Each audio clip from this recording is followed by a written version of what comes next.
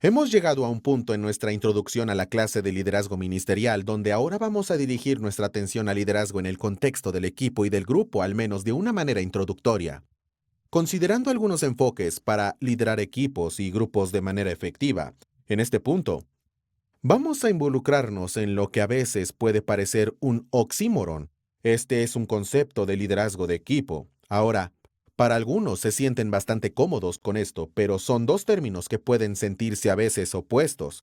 Pero deben combinarse ya que se cree que el liderazgo no se trata solo de una personalidad fuerte y lo que este individuo lo hace.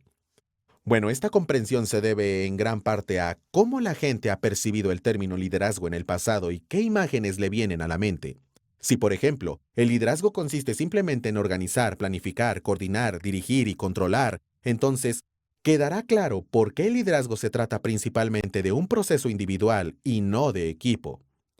Ahora nos recuerda la prioridad del grupo, la prioridad de los equipos, que no se trata solo del individuo para los autores del libro Flight of the Buffalo, un título de libro muy creativo. Tal liderazgo se ve a través de la metáfora de una manada de búfalos, donde los búfalos son seguidores leales de un líder. El problema es que no todos en una organización tienen acceso a un solo líder. Entonces, ¿qué deben hacer los seguidores cuando no tienen este acceso? La respuesta es que tienden a quedarse de pie y esperar a que aparezca el líder y les diga qué hacer. Si bien el liderazgo tipo búfalo es una gran tentación, los autores de este libro sugieren que es necesario un nuevo paradigma para maximizar las energías organizacionales. Para ellos, esto es maximizar y utilizar la metáfora de una bandada de gansos en lugar de una manada de búfalos. En lugar del estilo de liderazgo de un solo líder como el que tienen los búfalos, la imagen de una bandada de gansos se vuelve útil, ya que los gansos en vuelo participan en una forma compartida de liderazgo. De este principio, los autores de este libro escriben lo siguiente. Entonces un día lo conseguí. Lo que realmente quería en la organización era un grupo de trabajadores responsables e interdependientes. Pude ver estos gansos volando en su formación en V, el liderazgo cambiando frecuentemente con diferentes gansos tomando la delantera.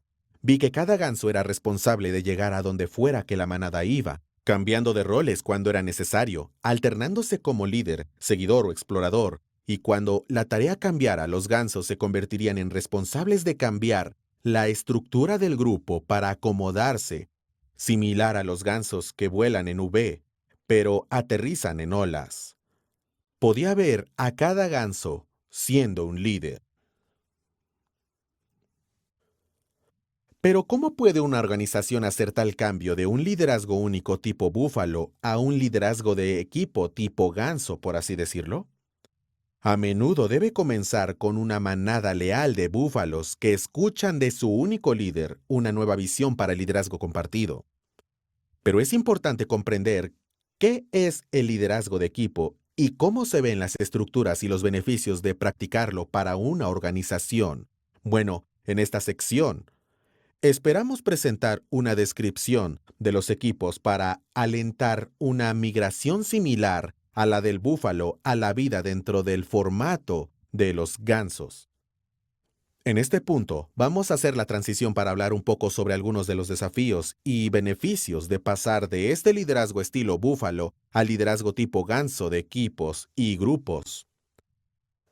La realidad es que existen algunos desafíos que acompañan al trabajo dentro del contexto del equipo. Hay desafíos que están asociados con una especie de mentalidad de pensamiento grupal. Esto puede ir en contra de la innovación y la creatividad, particularmente si los miembros del equipo asumen una postura pasiva y no se imponen. Esta es la tentación de pasar a una mentalidad más encarnada. También habrá un desafío de lo que podríamos llamar indecisión. Equipos que enfatizan escuchar múltiples perspectivas, pero no actúan sobre esta información. A veces los equipos se enfrentan a ese desafío, están recopilando información, están reuniendo conocimientos y perspectivas, pero en realidad no están avanzando. Otro desafío puede ser la inacción en ocasiones. Los equipos no se ponen en acción o caen en la inacción debido a la falta de claridad sobre quién está haciendo qué. Se están haciendo suposiciones y estas suposiciones no siempre se cumplen con la acción. También puede haber ineficiencias. El trabajo en equipo puede llevar más tiempo. Para algunos, eso es un desafío desde el principio. Sienten la lentitud de un proceso de equipo, quieren moverse. Y entonces existe la tentación de volver a este tipo de liderazgo de búfalo. Persona fuerte es el liderazgo singular porque tienden a ser más rápido. Bueno, también existe a veces una realidad de inequidad. Cualquiera que haya trabajado en un proyecto grupal en una clase de la que haya formado parte tal vez haya sentido que a veces se siente que puede haber una distribución desigual de la carga de trabajo en momentos en que se trabaja en grupos o se trabaja en equipos. No tiene que ser así, pero ese es un desafío que puede surgir.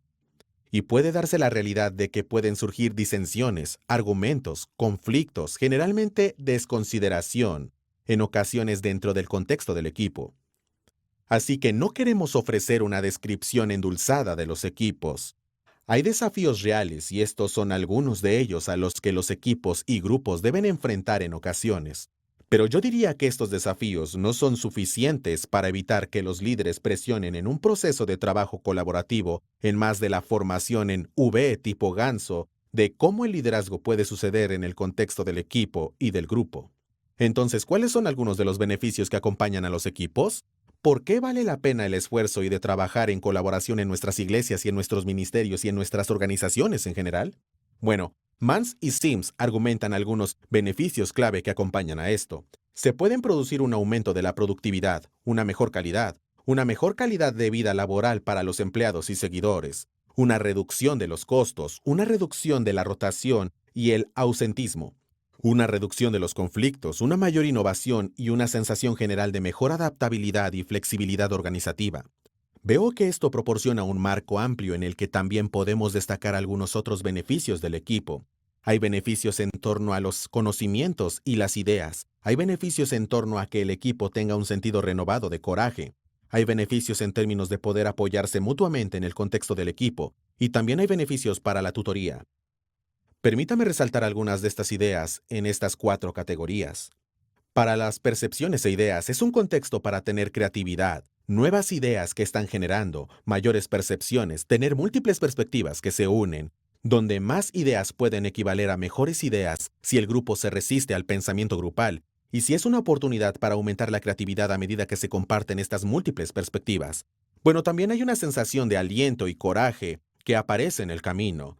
Este sentimiento de que estamos juntos en esto y que podemos correr mayores riesgos como grupo o equipo que como individuos a veces. Por lo tanto, también es un contexto de apoyo cuando las personas se apoyan unas a otras, comparten un trabajo, mejoran la moral y proporcionan un contexto para la responsabilidad mutua y el apoyo a lo largo del camino.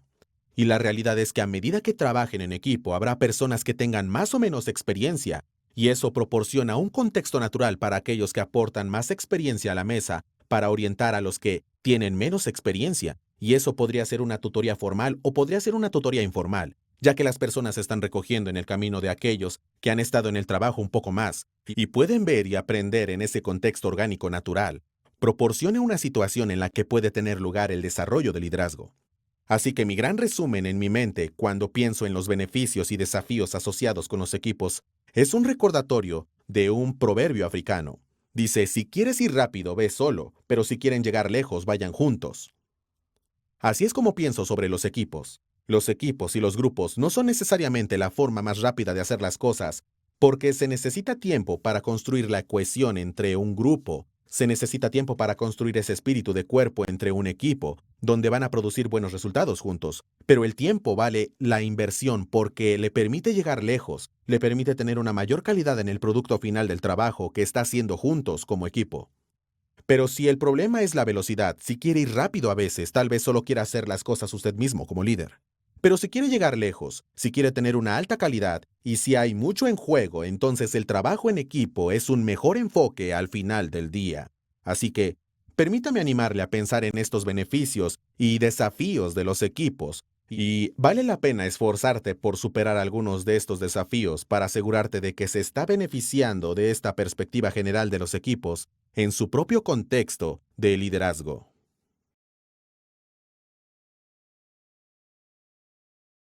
A medida que continuamos pensando en la práctica de liderazgo y los equipos, Es importante tomarse un tiempo para diferenciar los conceptos de equipos y grupos.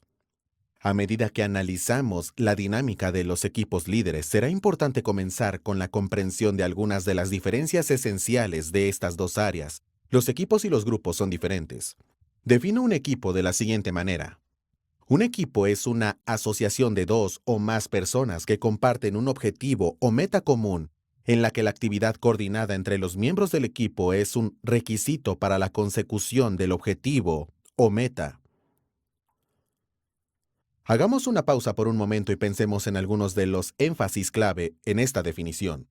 Esta definición enfatiza al menos tres elementos: la asociación de dos o más personas. Segundo, una meta u objetivo común.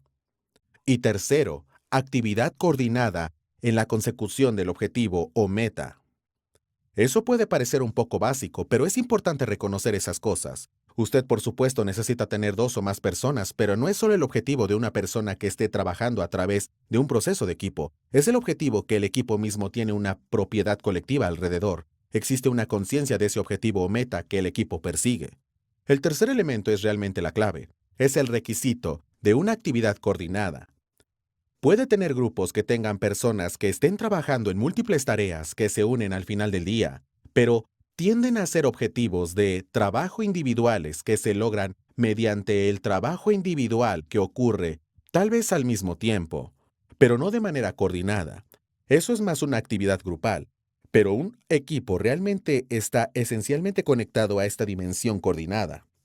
Entonces, es la parte final de esta definición la que distingue a los equipos de los grupos, donde los grupos no requieren una actividad coordinada para lograr el objetivo o meta de un grupo. Bueno, a diferencia de los equipos que requieren una actividad coordinada en el logro de sus metas u objetivos, los grupos se enfocan en una división del trabajo entre sus miembros en lugar de compartir responsabilidades conjuntas.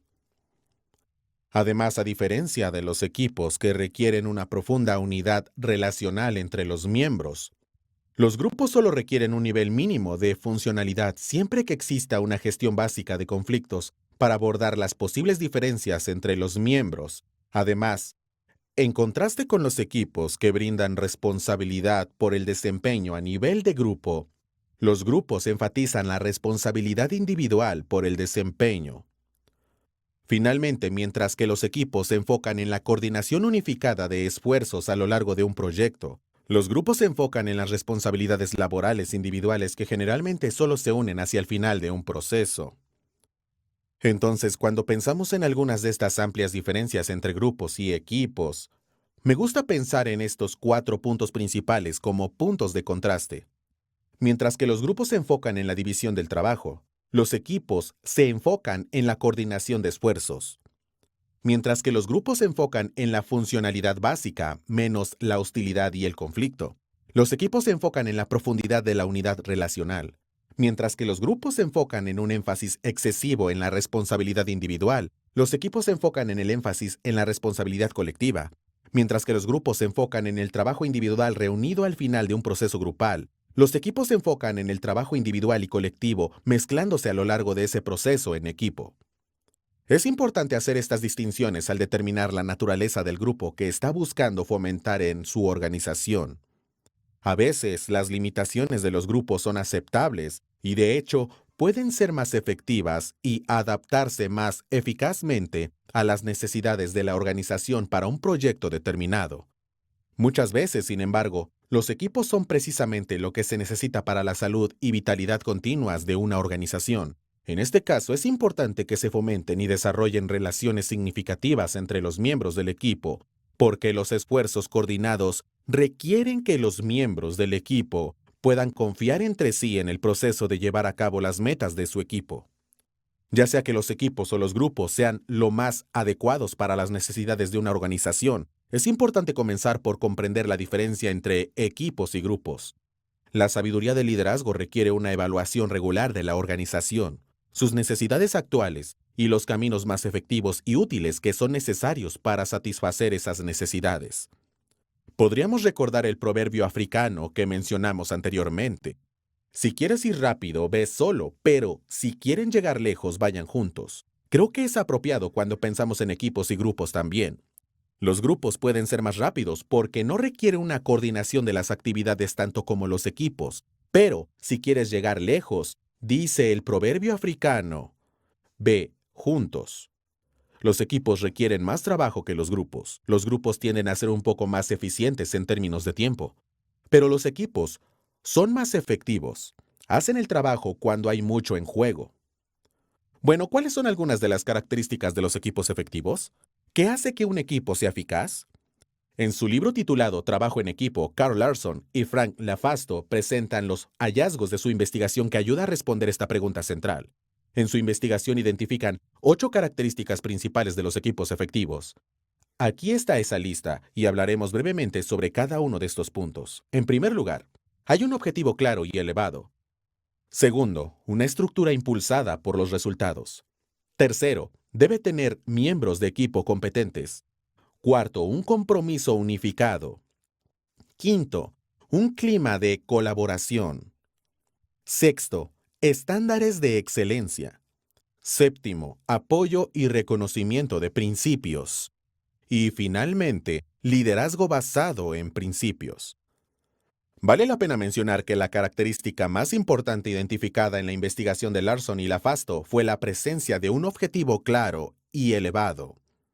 Sobre este punto, Larson y Lafasto escriben, en todos los casos, sin excepción, cuando se identificó un equipo que funciona efectivamente, el demandado describió que tenía una comprensión clara de su objetivo. Esto es lógico, ya que en la mayoría de los casos los equipos comienzan y son sostenidos por la adopción de los miembros de una meta u objetivo común. A la luz de esta unificación en torno a metas que son claras, así como personalmente significativas y significativas para los miembros del equipo, estas características, que siguen una clara meta elevadora, se combinan para facilitar un proceso de equipo eficaz hacia el logro de estas metas. Así que, lo dejo con estos comentarios de Larson y Lafasto. ¿Cómo está participando en las reflexiones de su propio equipo, prestando atención a cuáles son esos objetivos claros y elevados que tiene? ¿Está aportando alguna estructura que le ayude a avanzar hacia resultados en torno a esos objetivos? ¿Tiene ¿Tiene miembros de equipo competentes en el equipo? En el próximo segmento dedicaremos un tiempo a reflexionar sobre algunas características de los miembros competentes del equipo.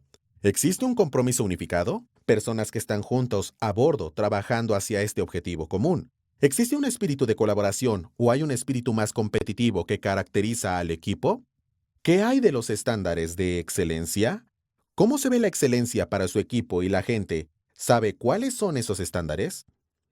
¿Existe apoyo y reconocimiento externos que brinden un entorno de apoyo en el que el equipo pueda prosperar? ¿Y se proporciona un liderazgo basado en principios, personas que saben a dónde van, porque van allí y también tienen una idea de cómo lo harán en ese viaje?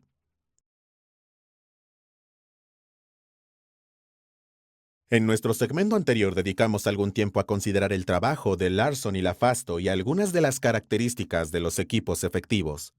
Y una de las dimensiones que destacaron fue la importancia de contar con miembros del equipo competentes en la composición de un equipo. En un libro de seguimiento que tenían sobre equipos, terminaron involucrando algunas de las dimensiones centrales que caracterizan a los miembros efectivos del equipo, y también pasaron algún tiempo involucrando principios que son factores en las relaciones de equipos saludables. Entonces, ¿cuáles son las características de los miembros sanos del equipo? ¿Y cómo se involucran estos miembros en relaciones efectivas dentro del contexto del equipo? Entonces, para la primera parte aquí, relacionada con los factores que distinguen a los miembros efectivos e ineficaces del equipo, destacan 6 características principales en 2 áreas amplias. Por lo tanto, estas 2 áreas generales que destacan son factores de conocimiento práctico y factores de trabajo en equipo. Entonces, bajo los factores de conocimiento práctico destacan la importancia tanto de la experiencia como de la capacidad de resolución de problemas. En otras palabras, si forma parte de un equipo que se centra en un trabajo en particular, es importante que las personas de ese equipo tengan algo de experiencia con el trabajo que debe realizarse. Aportan algo a la mesa, aportan valor a la mesa que contribuye en lugar de quitarle el proceso del equipo. Entonces, cuando piensa en su propia participación en un equipo, cuando piensa en invitar a otros al equipo, hay un nivel de experiencia de conocimiento laboral que las personas deberían tener y con las que vienen a la mesa. Ahora, eso no quiere decir que no hay espacio, mucho espacio, pero para el crecimiento y la madurez y para que las personas amplíen su comprensión, amplíen su experiencia, pero tener alguna idea de la experiencia que están aportando es un factor clave en lo que conduce a un miembro del equipo eficaz en el proceso de grupo-equipo. El siguiente es el elemento de la capacidad para resolver problemas. Cualquier equipo que esté trabajando en un problema, trabajando en una necesidad ministerial en una iglesia o trabajando en un proyecto de trabajo en un entorno laboral, tendrá que involucrarse y navegar por los problemas, tendrá que trabajar a través de las diferencias, tendrá que aprender a eliminar obstáculos a medida que se involucran y trabajan para alcanzar las metas que tiene como equipo. Bueno, eso requiere habilidad para resolver problemas. Estos son los factores fundamentales del conocimiento laboral que destacan LaFasto y Larson: experiencia y capacidad para resolver problemas. Pero no se trata solo de factores de conocimiento práctico. LaFasto y Larson también destacan los factores del trabajo en equipo. ¿Y cuáles son estos factores de trabajo en equipo? Pues destacan 4 de ellos. Esta es una tendencia hacia la apertura en lugar de ser cerrado. En otras palabras, se trata de una persona que está abierta a escuchar nuevas ideas, a considerar nuevas formas de abordar un problema, afrontando las discusiones con franqueza. Ahora bien, eso no significa que un miembro del equipo deba estar de acuerdo con todo lo que escuchan, pero ¿están abiertos a involucrar estas ideas y procesar estas cosas juntos de manera colectiva? En segundo lugar, ¿hay algún apoyo que aporten? ¿Existe un compromiso no solo en la apertura, sino también en el apoyo en el proceso del equipo? Si bien la apertura se trata de ser directo y enfrentar las cosas, el apoyo también se trata de ser alentador en el camino. Un poco de nuestra gracia y discusión de la verdad que ya hemos tenido anteriormente en esta clase. El tercer elemento en términos de factores de trabajo en equipo es la orientación a la acción. Esta es una observación bastante simple en algunos aspectos, pero es fundamental. Tanto LaFasto como Larson señalan que una de las reglas clave del éxito en cualquier equipo es que la acción es más efectiva que la inacción. En otras palabras, si desea cambiar la dirección de un barco, debe moverse, debe tener un impulso de acción hacia adelante, por lo que una orientación a la acción es una de las características clave de los miembros efectivos del equipo de LaFasto y modelo de Larson. Bueno, la característica final que cae bajo los factores de trabajo en equipo es solo un estilo personal. Lo que quieren decir con esto es positividad, naturaleza positiva del estilo personal. ¿Es usted una personalidad de naturaleza más positiva o es un lado negativo de la ecuación? No se trata de tener una visión de la vida color de rosa, sino de tener un sentido de esperanza que se lleva al proceso del equipo. Existe un espíritu positivo que dice: sí, vamos a enfrentar los problemas de manera realista, pero vamos a trabajar hacia adelante de manera proactiva, enfrentando los desafíos y la oportunidad que un espíritu positivo. Esa es una característica saludable de los miembros del equipo que tiende a liderar y a asociarse con equipos efectivos. Entonces, nuevamente, ¿cuáles son estas 6 áreas principales que caracterizan a los miembros efectivos del equipo? Bueno, los miembros del equipo que aportan algo de experiencia a la mesa tienen una capacidad de resolución de problemas, tienen un espíritu de apertura, pero también de apoyo, tienen una orientación hacia la acción y aportan un estilo personal positivo al trabajo. Entonces, ¿qué fortalezas aporta como miembro del equipo? Al mirar alrededor de la mesa de los miembros del equipo que tiene, ¿cuáles son las fortalezas que aportan? ¿Qué podría hacer usted como individuo para contribuir de manera más eficaz al éxito de su equipo? La realidad es que no todo el mundo va a ser extraordinario en estas 6 áreas, pero ¿cuáles son las fortalezas que aporta y cuáles son las áreas que puede ayudar a fortalecer a medida que avanza? LaFasto y Larson destacan estas 6 áreas como dimensiones centrales en las que los miembros del equipo deben trabajar: experiencia, resolución de problemas, apertura, apoyo, orientación a la acción y un estilo personal positivo.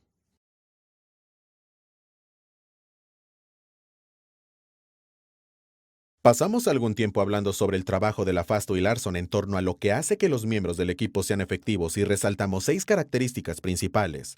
En este punto vamos a pasar a hablar sobre lo que hace que las relaciones sean efectivas dentro de esos miembros del equipo, dentro del contexto del equipo. Bueno, en primer lugar, algunos comentarios generales sobre el equipo, algunos recordatorios de algunos atletas y otras personas. Comenzaremos con Michael Jordan, uno de los mejores jugadores de baloncesto, al menos en los días en que crecí en la adolescencia y la universidad, y dijo esto: el talento gana juegos, pero el trabajo en equipo y la inteligencia ganan campeonatos. Es un recordatorio interesante de que a veces puede tener este tipo de éxito a corto plazo cuando tiene personas con talento, pero lo que realmente importa es la cohesión de ese talento. Eso es lo que lleva a un equipo al siguiente nivel, de tener un sentido de trabajo en equipo e inteligencia que contribuye al éxito más amplio del equipo. Otros se han referido a esta realidad en torno al concepto siguiente: ¿es usted un individuo que trabaja por el nombre en la parte delantera de la camiseta, es decir, el equipo? ¿O es usted quien trabaja por el nombre en la parte trasera de la camiseta, su propio nombre? Y este llamado a tener personas que se enfoquen más en el equipo y sus metas que en el individuo y sus metas. Vince Lombardi dijo de manera similar: el compromiso individual con un esfuerzo grupal, eso es lo que hace que un equipo funcione, una empresa funcione, una sociedad funcione, una civilización funcione. ¿Cómo podemos, como individuos, aportar nuestro compromiso individual al esfuerzo del grupo? Es un recordatorio importante para nosotros. Bueno, otro comentario aquí que conecta un poco a los equipos con esta idea de autoeficacia. Un grupo comienza a convertirse en un equipo cuando cada miembro está lo suficientemente seguro de sí mismo y de su contribución para elogiar las habilidades de los demás. En el contexto del equipo, la humildad es una prioridad. Poder celebrar lo que los demás aportan se basa significativamente en el propio sentido de confianza de uno en quienes somos como persona. ¿Se sienten cómodos con sus propias fortalezas y limitaciones? Si es así, eso proporciona una plataforma para poder celebrar las fortalezas que otros aportan al contexto. Bueno, León Tolstoy dice lo siguiente: todo el mundo piensa en cambiar a la humanidad y nadie piensa en cambiarse a sí mismo. A veces, en un contexto de equipo donde hay un problema, la primera solución es mirar en el espejo y decir: ¿cómo puedo contribuir de una manera que produzca más eficacia a nivel de equipo? ¿Qué puedo hacer personalmente para ayudar a moldear esta relación en la dinámica de equipo que está sucediendo? ¿Cómo puedo dar un primer paso para cambiarme a mí mismo para que este equipo prospere y sea más exitoso? Un buen recordatorio de esa manera. Realmente, ¿qué significa ser un miembro sano del equipo? Creo que se reduce a algunas cosas bastante básicas. Un colega mío con el que trabajo se refiere al liderazgo de muchas maneras, como si se tratara simplemente de personas que son adultos maduros, que trabajan juntos. Y eso también es cierto para los equipos. ¿Qué significa ser un adulto maduro? Eso es lo que es un miembro saludable del equipo. En el corazón del trabajo en equipo hay una reunión de individuos en el equipo que son adultos maduros, que se asocian bien con otros en el camino. Un poco de ¿estás dispuesto a jugar bien con otros en la caja de arena de la vida, el liderazgo y el ministerio? Bueno, es una alta prioridad no solo tener miembros del equipo saludables, sino también hacer que se relacionen de manera saludable. Bueno, ¿cuál es una de las dimensiones centrales de la eficacia del equipo? Bueno, está teniendo relaciones de equipo efectivas. Lafasto y Larson dicen esto: las malas relaciones de equipo son la fuente más frecuente de destrucción de un esfuerzo de equipo bien intencionado. Piensa en los grupos y equipos de los que ha formado parte a lo largo de los años. Me pregunto si incluso su experiencia podría apuntar a esa realidad también. Cuando los equipos se desvían de las metas y objetivos en los que están trabajando, a menudo no se trata de ideas y perspectivas diferentes sobre el trabajo que se está realizando. Se trata de una dinámica interpersonal. Se trata de que las relaciones del equipo se conviertan en un elemento destructivo en la vida del equipo. Por eso es importante prestar atención a esto. Entonces, ¿cuáles son algunas de las cosas que permiten mantener relaciones de equipo saludables? Lafasto y Larson señalan 4 dimensiones clave. La importancia de tener una relación constructiva. Y lo que quieren decir con constructiva es que hay una sensación de seguridad en las relaciones del equipo. Los miembros de tu equipo saben que está usted a favor de ellos y no en contra de ellos. Cosas bastante básicas aquí, pero un equipo necesita saber que existe un contexto de seguridad en el que la gente los impulsa en ese contexto. Pero no se trata solo de ser constructivo, también se trata de ser productivo. Tiene que haber una sensación de que estamos progresando y avanzando hacia las metas. Esto no es solo una experiencia de club de campo, sino que estamos haciendo cosas juntos, estamos viendo el trabajo realizado como equipo. También hay una prioridad, dice Lafasto y Larson, del entendimiento mutuo. ¿Existe la voluntad de escuchar diferentes perspectivas, de comprender? ¿Nos entendemos unos a otros para satisfacción de la otra persona? Es una lección clave cuando hablamos de diferencias de perspectivas y opiniones. ¿Nos escuchamos unos a otros y tenemos algún entendimiento en esas relaciones mutuas? Y finalmente, Lafasto y Larson señalan la prioridad de una relación autocorrectiva en equipos. En otras palabras, no solo se necesita ser un líder puntual que responsabiliza a un equipo y lo corrige. Debe haber una naturaleza de autocorrección en las relaciones, personas que estén dispuestas a dar un paso al frente y decir, sabes, no creo que debamos hacerlo de esa manera, o no estoy seguro de que estés poniendo el esfuerzo que necesita poner en este equipo. Pero tener la apertura para tener un diálogo bidireccional en estas relaciones y conversaciones autocorregibles. Pero la realidad es que si unimos este cuarto punto de Lafasto y Larson con el primero, no se puede tener una buena relación de autocorrección si no existe un contexto de seguridad. En otras palabras, necesita tener apoyo para tener apertura en el contexto del equipo. Es por eso que Lafasto y Larson hacen esta importante declaración. De los comportamientos más importantes destacan la apertura y el apoyo. Aquí está su cita sobre este punto. Los dos comportamientos más importantes para construir y mantener una relación de equipo colaborativo son la presencia sincrónica de apertura y apoyo. En otras palabras, si desea tener una relación de equipo de la más alta calidad, debe haber una apertura y un apoyo que caractericen las relaciones en ese contexto de equipo. Si tiene franqueza sin apoyo, esto a menudo conduce a relaciones dolorosas. Si tiene apoyo sin apertura, esto a menudo conduce a la ineficiencia. Bueno, la realidad es que necesitamos tenerlos juntos. Necesitamos apertura. Necesitamos poder salir a la superficie y abordar los problemas. Pero también necesitamos apoyo, sacar lo mejor de otras personas, brindar una sensación de seguridad y apoyo. Cuando hay un contexto de seguridad y apoyo, ese es un contexto dentro del cual pueden tener lugar la apertura, la salida a la superficie y el tratamiento de los problemas, pero deben estar presentes de manera sincrónica. Si sabe que esto se remonta a principios bíblicos buenos y saludables, este es como el principio de Pablo de decir, habla la verdad en amor. Este es como el ejemplo que Cristo nos modeló con llenos de gracia y de verdad. En el espíritu humano está la necesidad de ambas dimensiones. Tiene que haber un contexto elegante y de apoyo para relaciones saludables. Cuando hay un contexto elegante y de apoyo, podemos decir la verdad de una manera amorosa, podemos sacar a la luz los problemas, podemos tratar las cosas de una manera directa, salir a la superficie y tratar los problemas, pero hacerlo de una manera que saque lo mejor en otras personas y de tal manera que los miembros de su equipo crean que está a favor de ellos y no en contra. Bueno, estos son buenos principios que Lafasto y Larson nos señalan en términos de lo que hace que una relación de equipo sea saludable.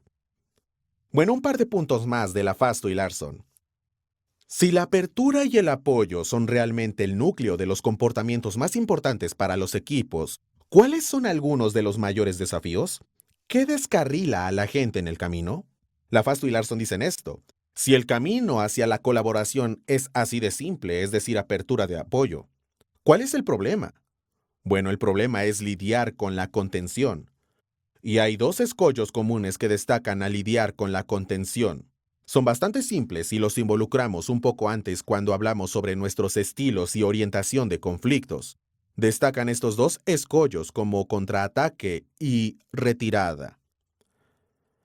A menudo, lo que impulsa el contraataque y la retirada desde una perspectiva emocional es el orgullo o la inseguridad. El orgullo y la inseguridad son comunes y son impulsores emocionales detrás del contraataque y la retirada. Si alguien se siente amenazado por las ideas que está compartiendo y la gente está criticando esas ideas, a menudo el orgullo y la inseguridad pueden llevar a un contraataque donde la gente ataca o critica. Están defendiendo, pero no es realmente una defensa de una idea, es preservar su propia identidad. Hay una preservación de sí mismos, no solo la idea. Otro lado de esa ecuación, nuevamente impulsado por el orgullo y la inseguridad, puede ser una retirada. En lugar de participar de una forma de ataque o de una forma de contraataque puede ser una retirada, un problema. La realidad, sin embargo, es que algunas de las dinámicas emocionales que están detrás del contraataque o la retirada son las mismas. Por lo tanto, debe pensar en el contexto de su propio equipo a medida que se involucra y maneja la contención. ¿Cómo puede participar de manera proactiva, de una manera saludable que tenga apoyo y apertura sin ceder el paso a las respuestas de contraataques o retirada?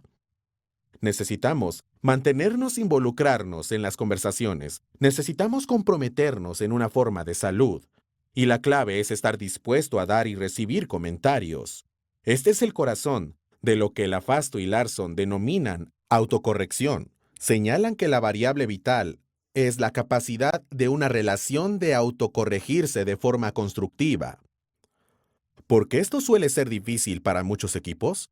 Es un desafío corregir a nuestros compañeros. A veces es mucho más fácil corregir a un subordinado o corregir a alguien que no consideramos que esté al mismo nivel de equipo que nosotros. Pero la realidad es que tenemos que presionar para aprobar eso, para tener la sensación de que la relación importa demasiado. Los objetivos del equipo son demasiado importantes, por lo que fomentamos un entorno de apertura y apoyo donde dar y recibir retroalimentación se puede hacer de una manera saludable. Las relaciones de equipo son demasiado críticas para ignorar estos problemas que Lafasto y Larson nos señalan. Impulsar la relación y fomentar relaciones de equipo saludables a través de algunos de estos principios que destacan Lafasto y Larson. Cuando hablamos de equipos y grupos, a menudo es útil pensar en cómo se forman los equipos. ¿Cuál es el proceso por el que generalmente pasamos para ver a los equipos pasar de las etapas iniciales a ser productivos como equipo, progresando, trabajando de manera efectiva hacia metas y objetivos?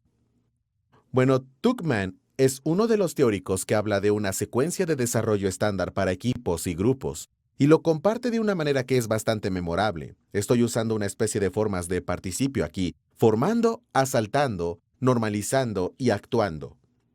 Es esta progresión, este tipo de progresión estándar que vemos en los procesos de equipo.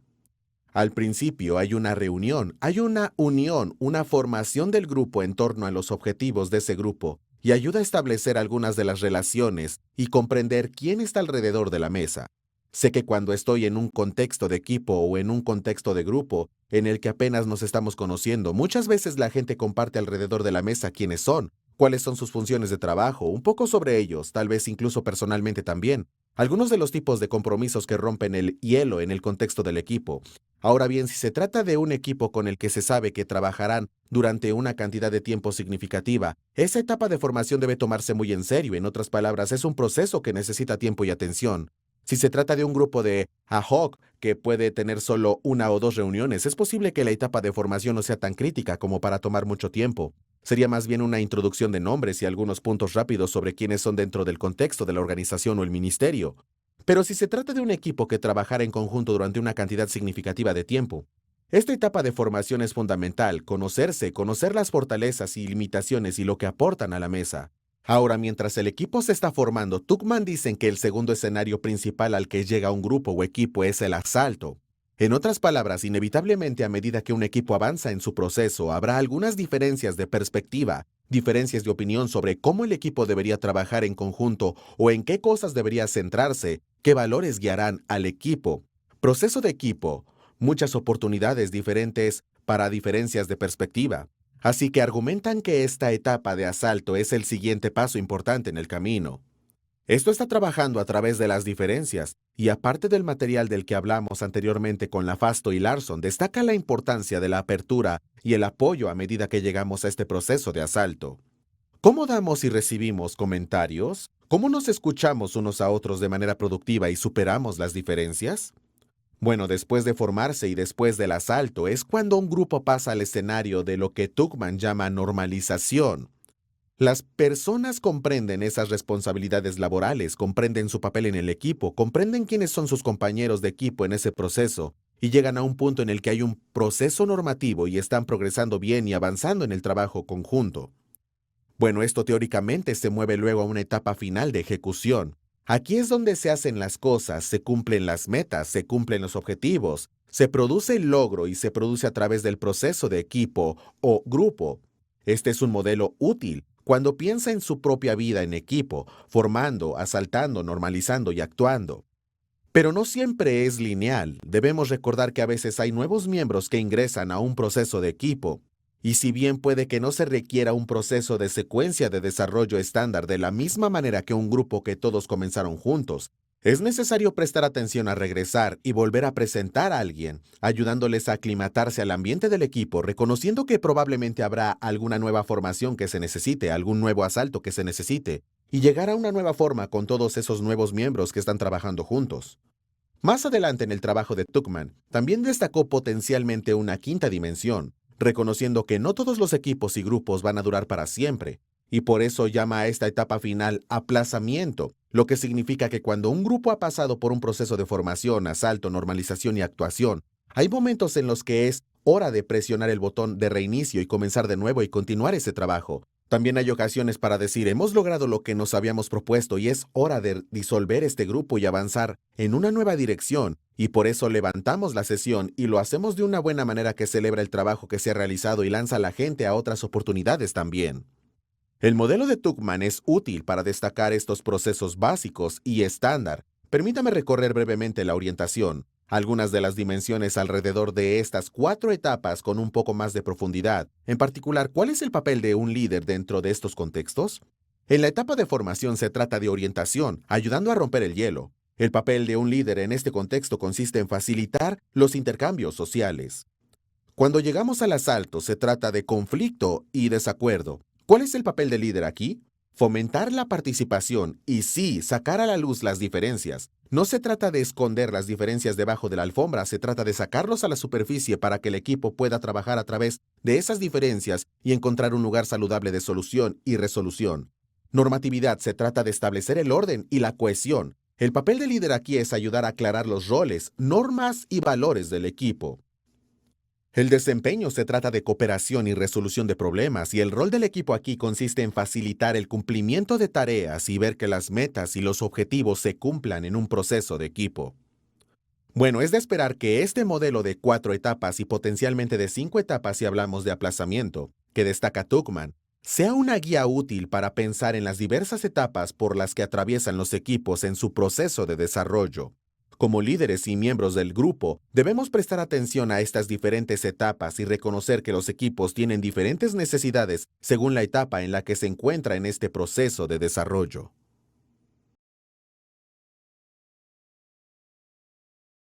Acabamos de dedicar un tiempo a hablar sobre un modelo de desarrollo de equipos, la formación, el asalto, la normalización y la ejecución que destaca Tuckman. Es útil pensar específicamente en cuál es el papel de los líderes de equipo en un contexto de equipo, y se relaciona de alguna manera con la naturaleza de baja autonomía, alta autonomía de los equipos. En otras palabras, existe un continuo en términos de cuántos equipos están involucrados en proporcionar autogestión o autoliderazgo a sus tareas. Al principio de un proceso, en términos generales, los equipos serán administrados externamente, y esta es una forma de vida en equipo de menor autonomía. En este contexto, es realmente una cuestión de preguntarse, ¿el equipo es autogestionado y es autodirigido? ¿Quién proporciona la visión de en qué se enfocará el equipo? Esa es una pregunta de liderazgo. ¿Y quién decide cómo hace su trabajo el equipo?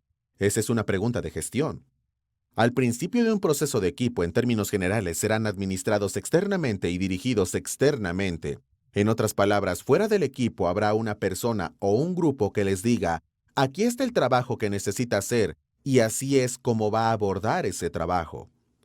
Sin embargo, a medida que avanza un equipo, Stewart, Mans y Sims destacan este cambio en la autonomía que tiene lugar. Pasan de lo que se llama un equipo administrado externamente a lo que podría llamarse un equipo autogestionado. El equipo autogestionado en este punto todavía no es autodirigido. Existe una influencia organizacional externa, puede ser un individuo o un grupo o simplemente iniciativas de una organización, que le dicen a este equipo, aquí está el trabajo que deben realizar como equipo. Pero el equipo tiene cierta autonomía en la forma en que realiza ese trabajo, por eso lo llaman el equipo autogestionado. No están decidiendo lo que hacen, pero están decidiendo cómo llevar a cabo el trabajo que se necesita hacer. Bueno, a medida que avanzamos desde la autonomía baja, que es el equipo administrado externamente, a la autonomía moderada, el equipo autogestionado. El ejemplo de alta autonomía es lo que ellos llaman un equipo autodirigido. Los equipos autodirigidos están decidiendo qué trabajo necesitan hacer como equipo y cómo lo van a hacer. Ambos son autodirigidos y autogestionados. Entonces, ¿cómo trabaja un líder de un equipo con un grupo o un equipo mientras los mueve a lo largo de este continuo?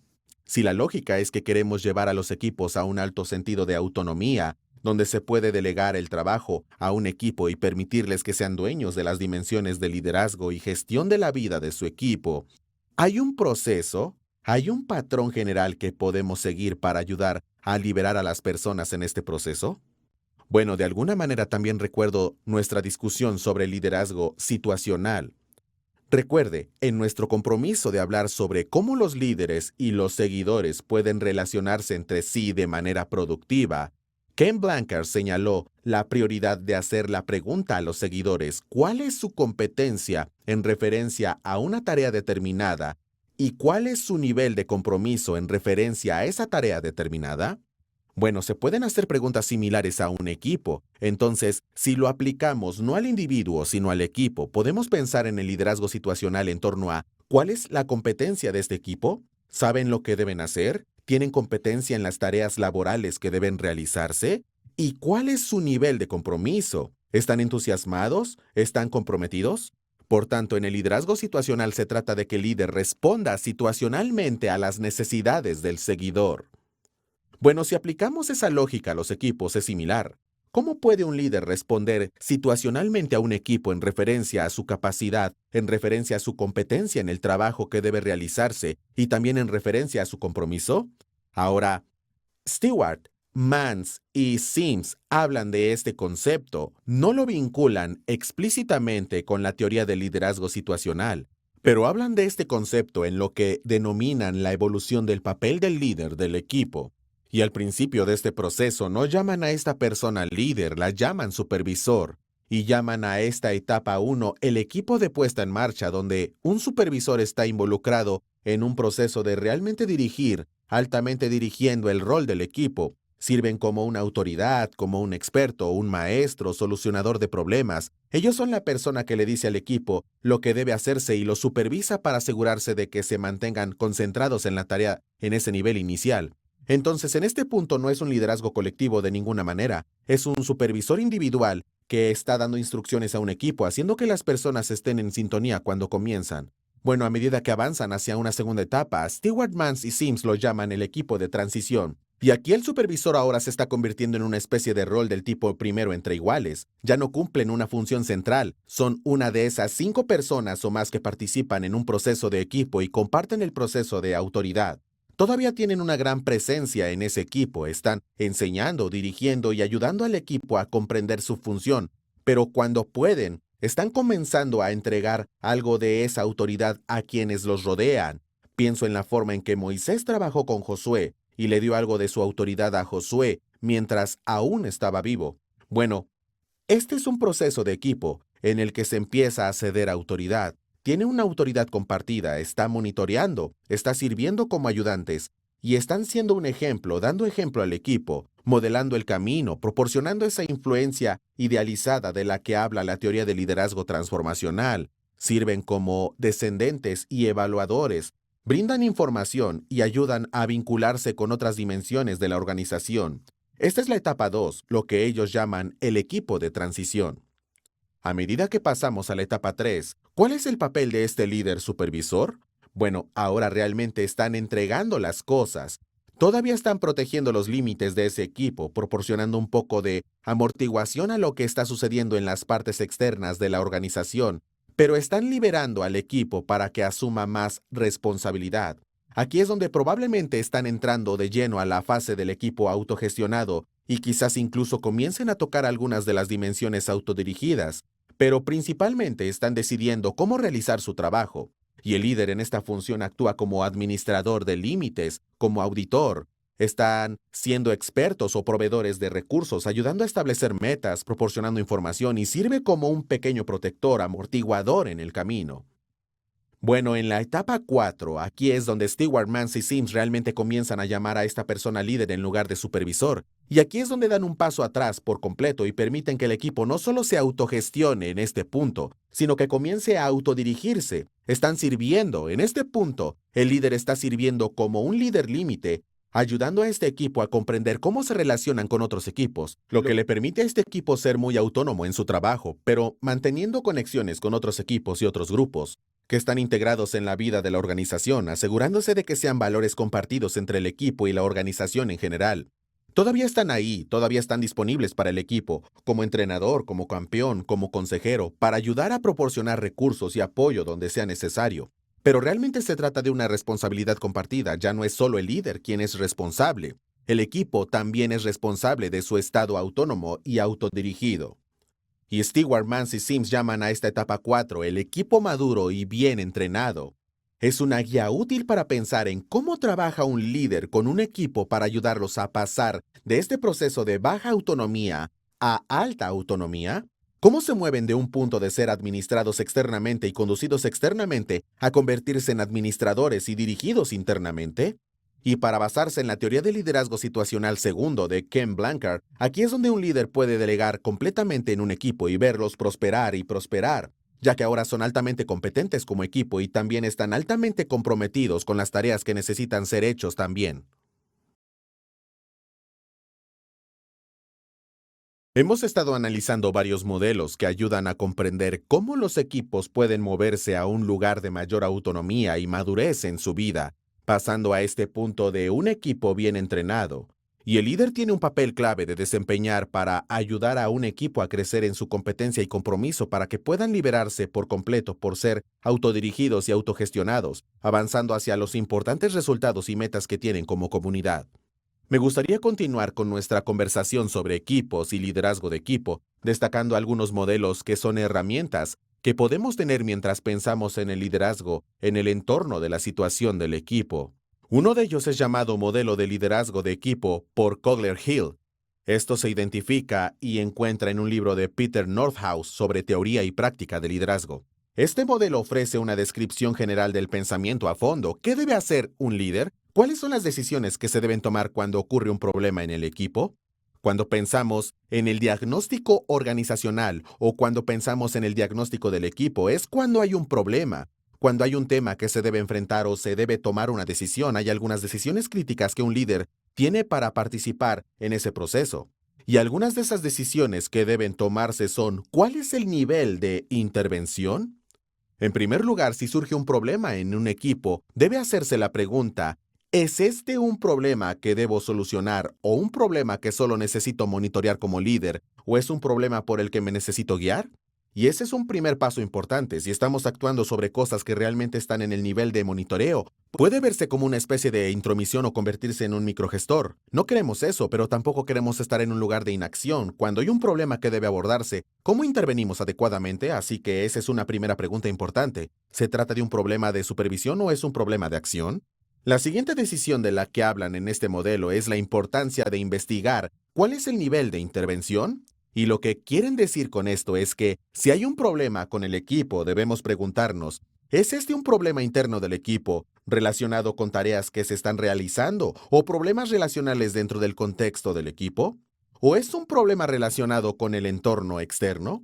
Tal vez el equipo realmente lo esté haciendo muy bien como equipo, pero hay un problema con el contexto organizacional más amplio o el contexto divisional que inhibe la efectividad de ese equipo. Finalmente debe hacer una especie de profundización y decir que no hemos decidido si se trata de un problema interno o externo. La siguiente pregunta entonces es: bueno, ¿cuál es la función de la intervención? ¿Qué se debe hacer a la luz de los detalles? Entonces, cuando pensamos en dinámicas internas o dinámicas externas, comenzaremos con las internas. Hay dos dimensiones en este modelo que se relacionan con la tarea y la relación. Por lo tanto, podría haber desafíos que estén más orientados a las tareas. Quizás es necesario aclarar algunos ejemplos aquí, aclarar los objetivos y establecer una estructura. Tal vez exista un proceso de toma de decisiones que deba aclararse. Tal vez sea una cuestión de formación. La gente necesita saber cómo hacer algo. O tal vez no se han establecido estándares de excelencia adecuados. Estos son ejemplos de problemas relacionados con el tipo de tarea. Podría ser simplemente que se deba atender a alguna tarea a nivel interno del equipo. Puede ser que existan algunas dinámicas relacionales, tal vez no sea un problema de tareas, pero algo está sucediendo a un nivel relacional y a un nivel intrapersonal para un miembro individual del equipo o a un nivel interpersonal entre los miembros del equipo.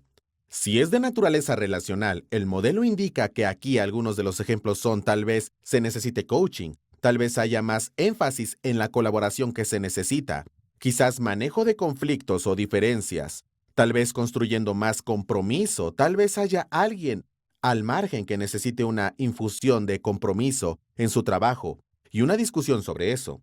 Tal vez se trate de satisfacer algunas necesidades, que la gente no se sienta escuchada y es necesario prestar atención a eso. Tal vez sea necesario un modelo en el que las personas necesitan ver a las personas que participan en el proceso. El modelo de principios es de lo que se habla con este modelo. Entonces, nuevamente podría haber un problema orientado a la tarea o un problema orientado a las relaciones, ambos de naturaleza interna. Pero nuevamente puede que no sea algo interno del equipo en absoluto. Podría ser una función muy externa, ambiental, por así decirlo, por lo que no es un problema de tareas o de relaciones, es un problema ambiental. ¿Cuáles son algunas de las dinámicas de tipo de liderazgo que se necesitan? Aquí podría ser que se necesite trabajo de red, podrían estar abogando o negociando apoyo, tal vez evaluación que deba realizarse e intercambio de información, apoyo y recursos. Una vez más, estos son solo ejemplos de problemas de tipo ambiental, pero es un reconocimiento de que los equipos dependen del entorno más amplio en el que trabajan. Todos estamos en una especie de sistema que depende de los recursos, hay entradas, rendimientos y salidas, y el trabajo que hace un equipo depende de su conexión con el entorno más amplio. Bueno, tal vez es que el equipo realmente está funcionando bien relacionalmente y en términos de sus tareas, pero ya no están recibiendo el apoyo que necesitan ambientalmente y a nivel organizacional los líderes deben atender esa dinámica ambiental. Bueno, este modelo solo nos da algunas categorías para que pensemos. A veces necesitamos ser como buenos médicos, necesitamos diagnosticar problemas y este modelo nos brinda algunas herramientas para pensar en términos de categorías de problemas potenciales. Puede ser interno, puede ser externo, puede ser tarea, relacional o ambiental. Y hay detalles que podrían considerarse a la luz de estas diferentes dimensiones.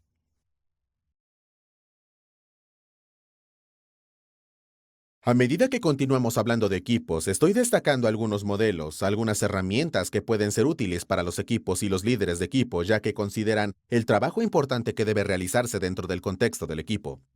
El siguiente paso en el camino es, me gustaría destacar las respuestas de LaFasto y Larson a las 6 dimensiones de liderazgo de equipo. Destacan 6 dimensiones principales que permiten que los equipos prosperen en términos de su eficacia. Son bastante sencillos, pero quiero destacarlos aquí. 1. Céntrate en el objetivo. 2. Asegurar un clima de colaboración. 3. Generar confianza con los miembros del equipo. 4. Demostrar suficientes conocimientos técnicos. 5. Establecer prioridades. Y 6. Gestionar el desempeño. Bueno, hay muchas cosas que contribuyen a la salud general de un equipo. Este es el rápido resaltado de LaFasto y Larson de 6 características principales de lo que lo convierte en un líder de equipo eficaz. Como un líder está dando orientación a un equipo, si ayudan a enfocarse en un objetivo, garantizar un clima de colaboración, generar confianza, demostrar suficiente conocimiento técnico, establecer prioridades y el desempeño de los gerentes, esto contribuirá en gran medida a establecer la efectividad del líder dentro del contexto del equipo. Ahora que llegamos al final de nuestra sección sobre equipos y grupos, quiero retroceder y tener una pequeña conversación sobre lo que se conoce como las 5 disfunciones de un equipo. Patrick Lencioni tiene un libro con el mismo título y ha brindado excelentes herramientas para pensar en la importancia de que los equipos aborden las disfunciones de manera productiva y proactiva. Entonces, en lugar de simplemente saltar a las soluciones, lo aborda de una manera más orientada a los problemas. ¿Cuáles son las cosas que conducen a equipos disfuncionales? ¿Cuáles son estas disfunciones básicas que los equipos deben conocer y que pueden hacer descarrilar un proceso de equipo eficaz? Bueno, repasemos estas 5 disfunciones y luego prestemos atención brevemente a las respuestas del líder y los comportamientos asociados del equipo que pueden ayudar a abordar estas funciones del equipo. En la base de esta imagen piramidal que Patrick Lencioni proporciona en su discusión de las 5 disfunciones de los equipos, Dice que el problema o cuestión fundamental es la falta de confianza. Uno de los problemas centrales que puede evitar que un equipo avance de manera productiva es cuando hay una falta de confianza. Las personas no confían en las personas con las que trabajan.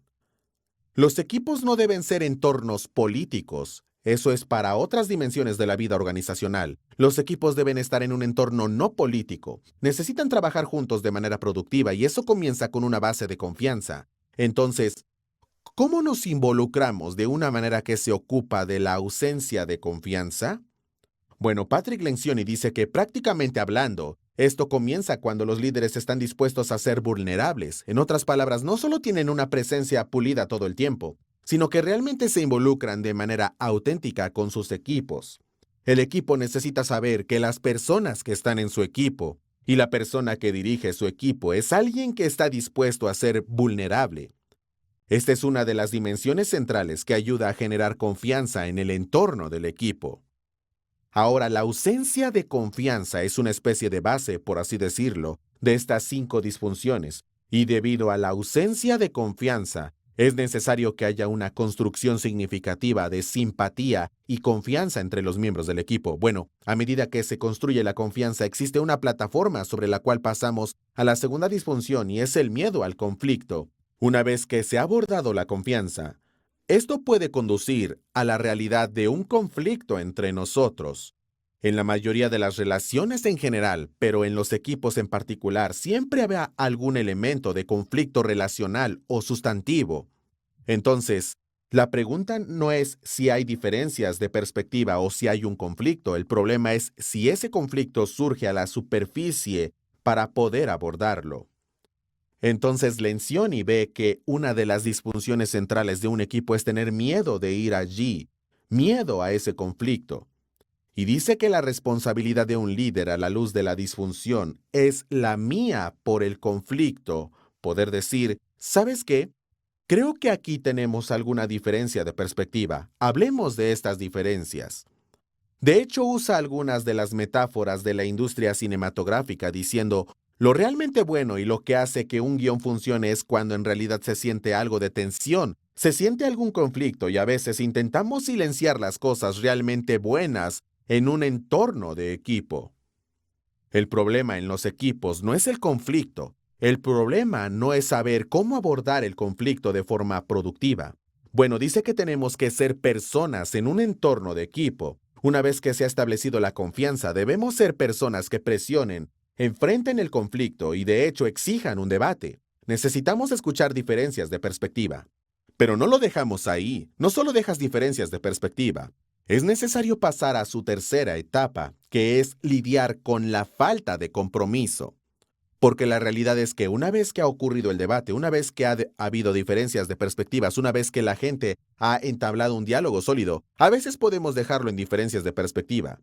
Dice que la tercera disfunción primaria es la falta de compromiso. Ahora la solución aquí es que habla de la prioridad de que los líderes fuercen la claridad y el cierre. Entonces, ¿cuál es la parte más importante de una reunión? ¿Y cuál es la parte más importante de participar en el contexto de una reunión? Bueno, desde el principio tenemos que establecer la trama, por así decirlo, para usar ese lenguaje cinematográfico. Necesitamos que los primeros minutos de esa reunión capturen la importancia de lo que estamos discutiendo. Pero si saltamos el final de esa reunión de equipo, existe el peligro de alejarse de la reunión sin tener un sentido de claridad y cierre sobre lo que debe suceder a continuación. Y dice que la solución para lidiar con ese tipo de conflicto y la falta de compromiso que se deriva de él es forzar la claridad y el cierre.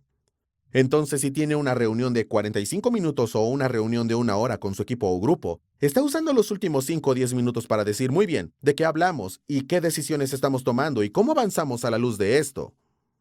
Es necesario que haya una sensación de claridad y una sensación de cierre. También debemos ser cautelosos en esta etapa para no ceder el paso a un énfasis excesivo en las formas plurales de nosotros en este momento. Si todo el mundo está comprometido con algo, es posible que no tengamos el tipo de especificidad. Entonces, ¿quién va a hacer qué en ese contexto de equipo basándose en las decisiones que se tomaron en esa reunión? La gente debe saber cuál es su función, debe haber claridad y debe haber un cierre. La cuarta disfunción de la que habla Patrick Lencioni es la necesidad de evitar la rendición de cuentas. Así que evitar la responsabilidad es una disfunción clave.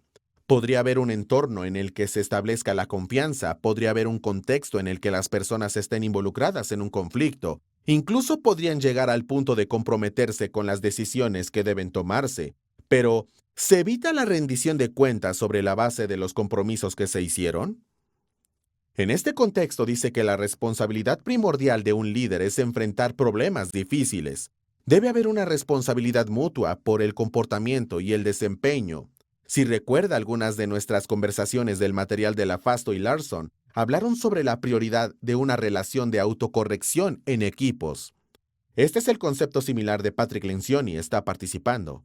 Es necesario que haya voluntad en el contexto de las relaciones de confianza para hablar sobre temas difíciles y hacerse responsables unos a otros, no solo de las ideas, sino también de los comportamientos. Y una vez más, eso puede ser muy difícil cuando hablamos de responsabilizar a nuestros compañeros, pero un equipo está sano cuando podemos entrar en esas aguas difíciles donde podemos presionar en esos problemas y hacernos responsables unos a otros de los compromisos que se han hecho en torno al comportamiento y el desempeño.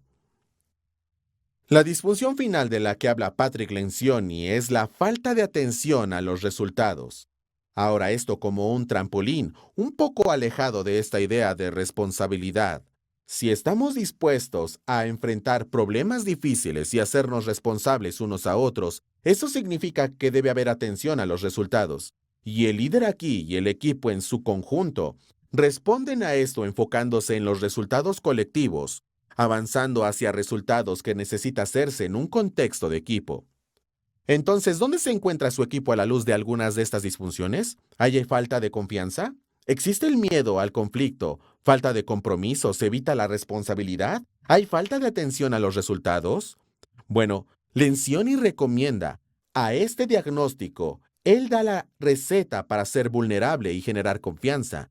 Mina para el conflicto y exigir debate. Forzar la claridad y el cierre. Enfrentar problemas difíciles y responsabilizarse mutuamente por el comportamiento y el desempeño y enfocarse en resultados colectivos.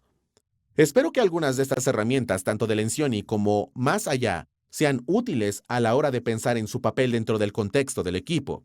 La realidad es que cada vez más en nuestros días las organizaciones dependen de equipos y grupos para hacer avanzar las agendas, y esto ciertamente es cierto para la vida de la iglesia y el ministerio en general.